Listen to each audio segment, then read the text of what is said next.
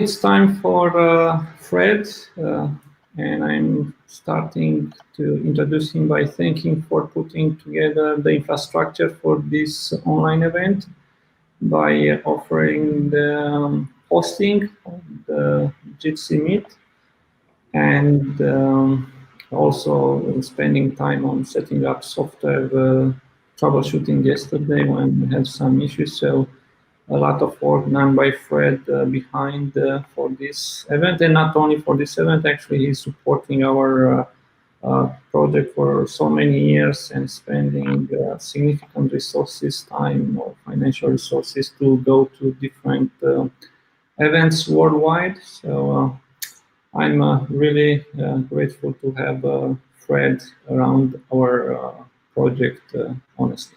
Fred, now time to go on to the technical side and present us a little bit about a security-related integration of Kamailio.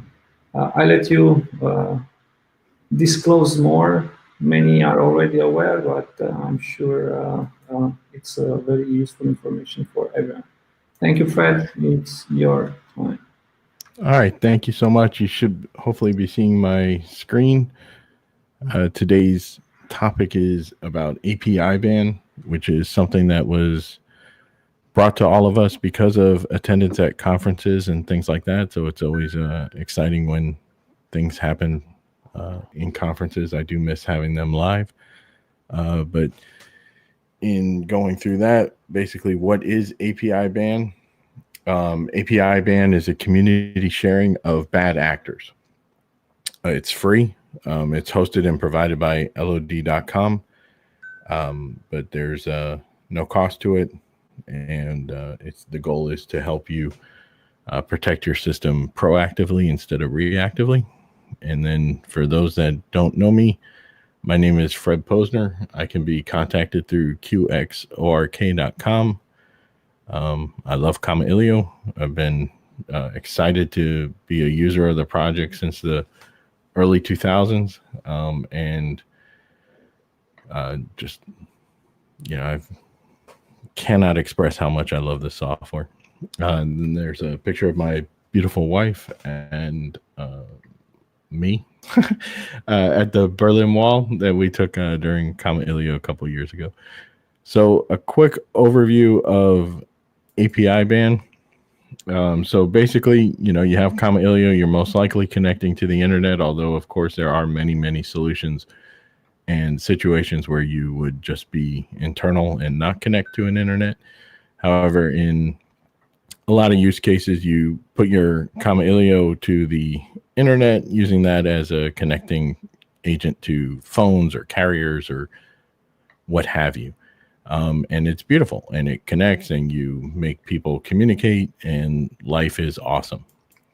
And then every now and then a bad guy tries to connect to your Kamailio box. And hopefully if you're following examples that we've talked about over the years and even including the default configuration, you're blocking some of these because many people won't even change the user header or, maybe it's a SQL injection that you're just dropping or something like that. So, Kamailio is really good at just blocking the bad guy. But of course, when there's one bad guy, there's generally lots and lots and lots of bad guys.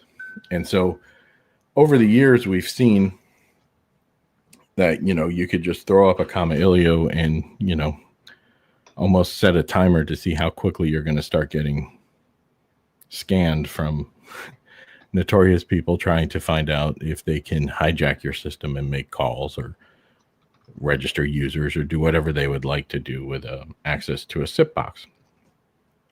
And so the thought has always been, well, let's go ahead and make some honeypots. And with that is exactly what we've done with APIBan, is that we have honeypots throughout the world that are just collecting people that are scanning SIP traffic and things like that. And then we collect that data and share it. So, if you hit one of the honeypots, then we'll share that IP address. You connect your Kamailio to APIBan by just pulling through an API the list of IP addresses. And then you can pre-block them using HTables with Kamailio. And then just when that source IP connects to you, you can immediately drop it.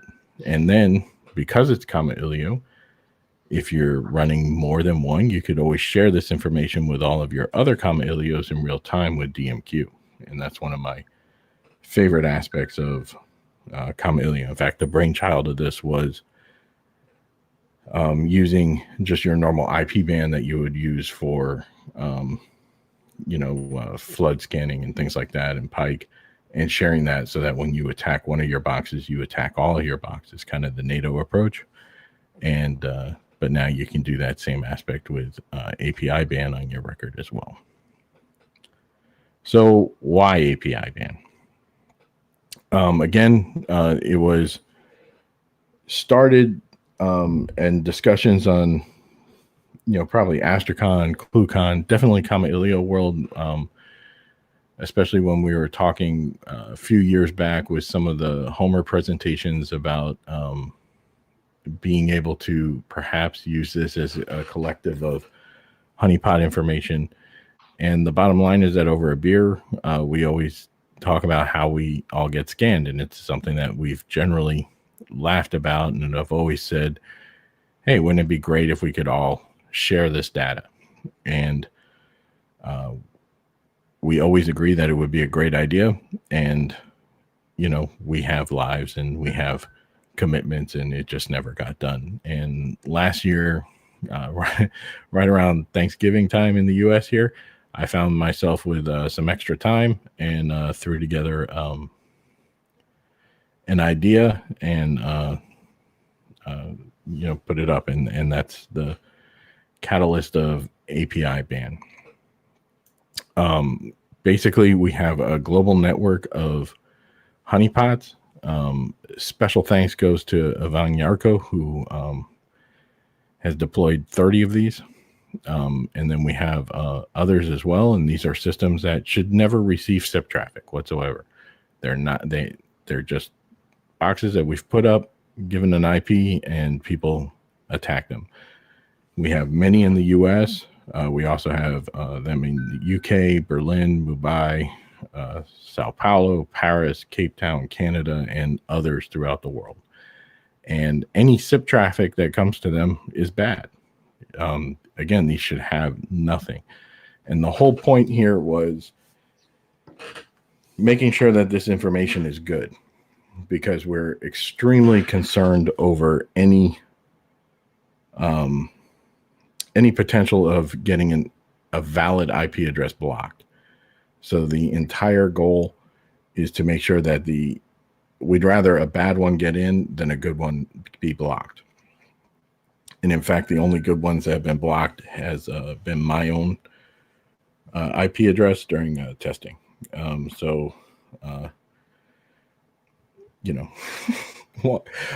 blocked myself, but other than that, no valid IP address has been blocked so far. So we're pretty excited there. The criteria is that when we do collect an IP address, it stays active for 7 days. It can be reactivated, immediately after it expired, but it's active for 7 days. And you retrieve these lists through an API call. So we have a few API calls. One is a get banned, and you pull a full list of all the IP addresses that are banned. We cap this at 250 right now in the first full pull. So the full isn't really a full, technically. It's just give me up to 250 addresses, and we do that to prevent some looping. And then you get returned what we call an ID, which is nothing more than a timestamp. And then you get incremental lists based on that timestamp. So then if you throw us back that timestamp that we gave you, that ID, then we give you everything that has been called in since. And then based on that ID, you continue to get new ones as they come out. We do limit your ability to hit the API at 5 requests for every 2 minutes. And the clock resets every 2 minutes, but right now that's the limit, just to prevent, abuse of our system and keep it up for everyone. And, but you can always get more than one key, and it's a key-based system. So basically you go to our website, which is APIBan.org, and you put in your name. We don't really care about your name. We do need a valid email to send you the key. Could be a temporary email. Again, we don't care. So you can make just an email that is throwaway or something like that. And then you deploy it. So we'll send you a key, and then from there you can start pulling down through the API. In the scope of this talk today, of course, I'm going to talk about how we would deploy it with Kamailio. But this being said, the API of APIBan is that, you can use it through an API. And as I said, there's methods of checking for a full list as well as checking an individual IP. So you could always check a specific IP if you'd like to just know if this specific IP is banned or not. And, you could just do that through a simple API call. But here we'll talk about deploying it through Kamailio, and we also provide a standalone client. If you didn't want to use it into Kamailio, but you wanted to use, let's say, IP tables to block it, we could do it there for you as well. On the Kamailio, that's embarrassing for me. On the Kamailio integration, we basically use the following modules. HTable, HTTP client is the example I've used, but you could use a sync client if you wanted as well, or instead of, or I guess you could use them both if you felt like doing things really oddly. We use Jansen to parse the results, and our timer so that you could schedule a pull every X seconds. And then if you wanted to share this information with others, you could use DMQ. Because it's Kamailio, I'm not telling you that you have to do it this way at all. This is the example that I've made. One of my favorite things of Kamailio is that you can do it however you'd like, especially if you're using Kemi or something like that. You could parse it however you wanted. If you wanted to just use it within the Kamailio config with these 4 or possibly 5 modules, you could really have a proactive system there that's running. And again, hopefully you're already running HTable anyway, because HTable is the bomb. I mean, that thing is probably my favorite module, but that's another story. So again, you'd want to increase your max while loops to 250, or make sure that you have it at least 250, and that's because APIBan will return you up to 250 IP addresses, and in the example that we provide, you're going to cycle through those 250 one at a time, so you'll need a max while loop of at least 250. Otherwise, you'll stop short. We use a HTable just called APIBan. Could be whatever you want. I do a size of 11 because that will seem to always cover whatever we've had. We haven't had to increase past 11 yet. And remember, those are just exponentials, so that's 2 to the power of 11. And then we also use a very small APIBan CTL or control, which is just basically your way of controlling or saving that ID, and it's a numerical value. And so,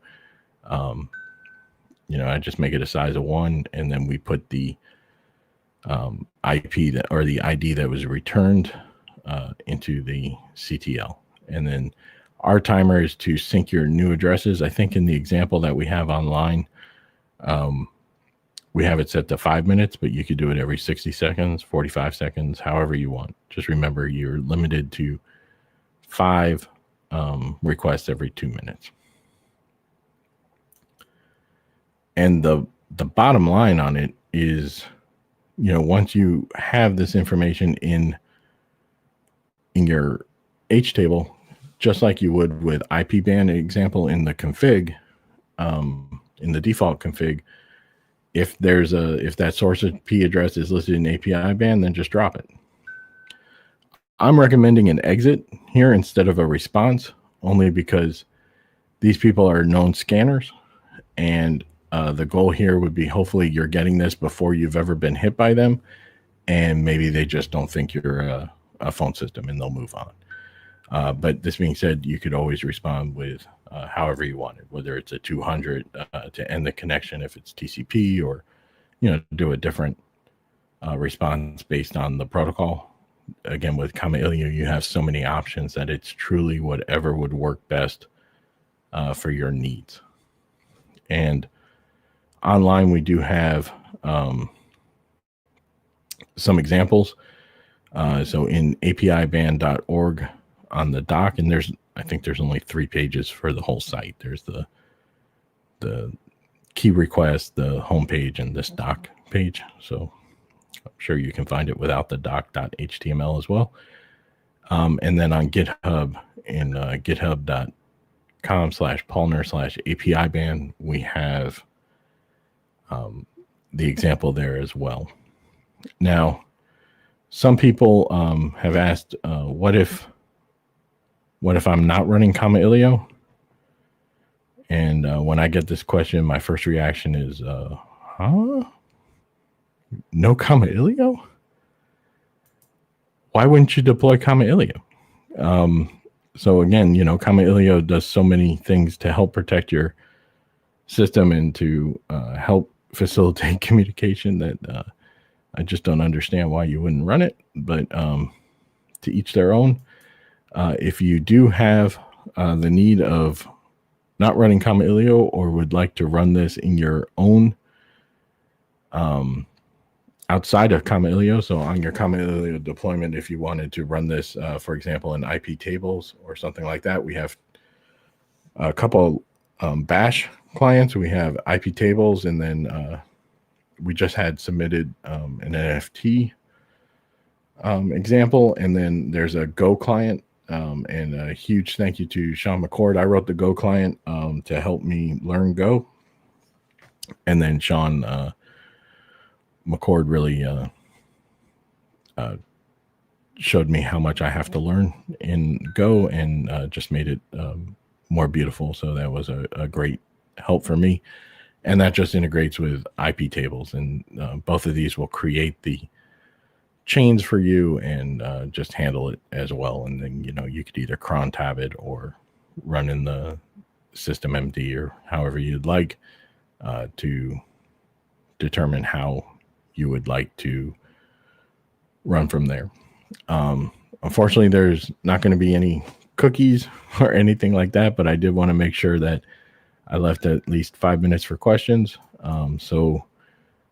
Again, I'm really excited to be able to share something with the community. As someone that's not a coder, it's difficult to be able to share with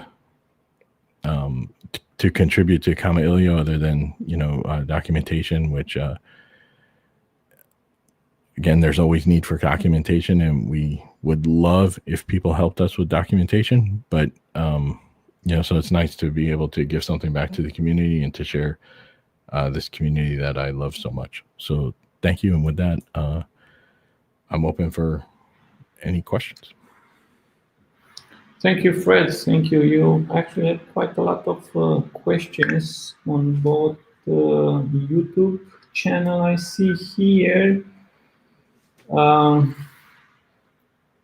So I will repeat it. I would like to know, what do you think about metrics, about ban IPs, and also show user agent list just for information, from Hector Ventura Reyes.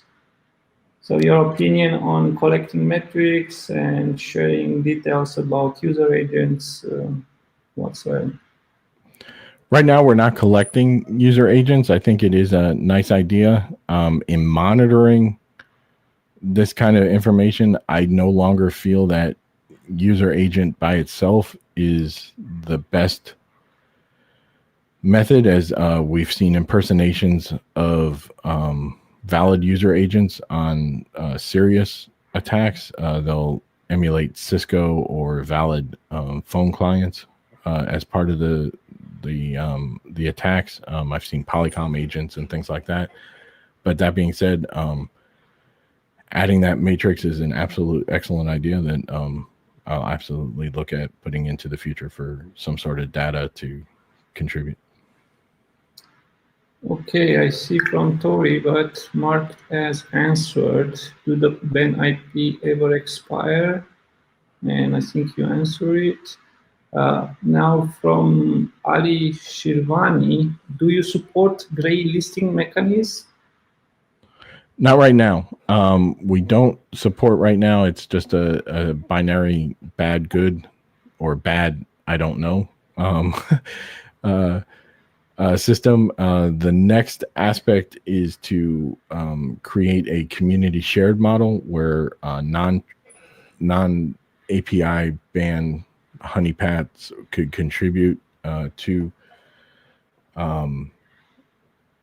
their collection needs, and then you could do some sort of sliding scale, whether it's okay, well, 4 other community members have seen this IP, so let me go ahead and block it. So that would be the closest thing to a gray list, and that should be in the future. Okay, the next one from one of so many user matrix. Can you use APIBan data as a DNS blacklisting, I suppose? Rob Thomas with Clearly IP has integrated this. He hasn't put it out with our project yet, but he just did something this week where he's integrated with Bird for BGP peering. So yes, you can use this data however you'd like, and that's one of the beauties of it being provided as in a simple API format. So yes, there's already people putting it into BGP, and you could blacklist it however you'd like. Okay, from Tori, I jump it over initially. Is there a need to access the API minutely? It seems updating once a day, so it would be sufficient. I would do it way more than once a day. I would do it no more than 5 minutes. We get updates. Okay. I would say you probably get over 50 updates a day. Question with this answer from the same user, just to stay for the recording. Why is this done as a Kamailio module and not on the firewall level? With the answer, okay, I see now there is an IP tables module, so that's possible, and just have it in the recording. Yeah, and just to clarify, it's not a module. One day I hope to be good enough as a coder to make a module. It's absolutely not a module.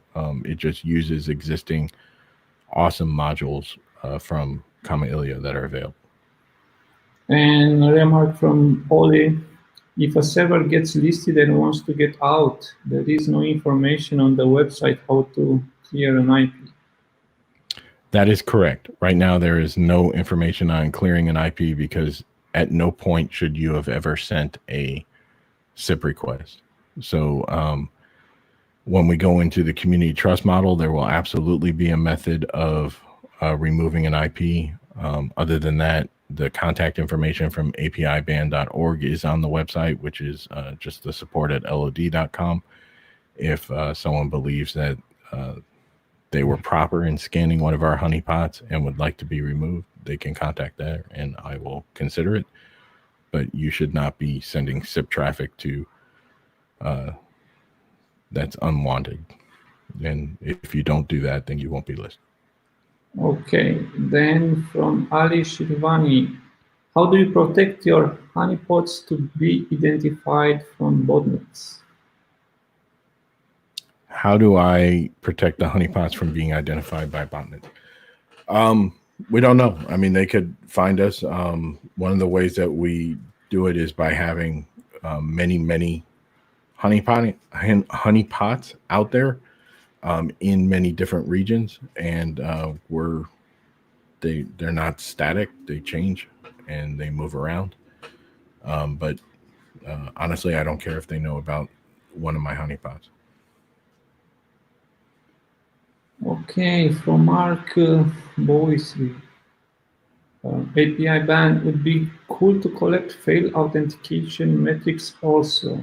Me seeing a fail authentication from an IP is possible on an incorrect configured user. Many of us seeing a failed authentication from the same IP, it's probably a bad actor.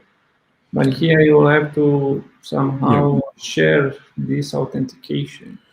So that is one of the big concerns over having other people participate in the project is what if one of your users, fat fingered their password and then you block them? We don't want to block any legitimate people. So the honeypots that we have are not PBXs and they're not valid SIP trunks. So no one should be authenticating to them whatsoever. So any authentication there is not an incorrect configured user. It's a malicious attempt. And so that's how we're doing it here. In the community shared model, it would be because that same IP did it on multiple systems. Okay, so I see now a question on the YouTube channel, more of them, and probably we'll take 1-2 more, and we'll have to continue during the open discussion with others. Sergio Pojoga, just for fun's sakes, what's the up-to-date size of APIBan hash table? Otherwise, how many ban IPs as of today, if you can have an idea? All right, so I appreciate you calling out my own improper preparation for this and not looking this morning. Last time I checked, it was around 300. It fluctuates. The most I've ever seen is about 500. And the lowest has been under 200, but it does fluctuate. And unfortunately, I don't have an answer for that. But that would have been a cookie question. And from David Villasmil, how do we contribute? And that's in the future. We're going to be opening a community shared model for contributions. Otherwise, ideas on how we can make it better would always be accepted, as well as the clients are open source. So any assistance there in bringing it to more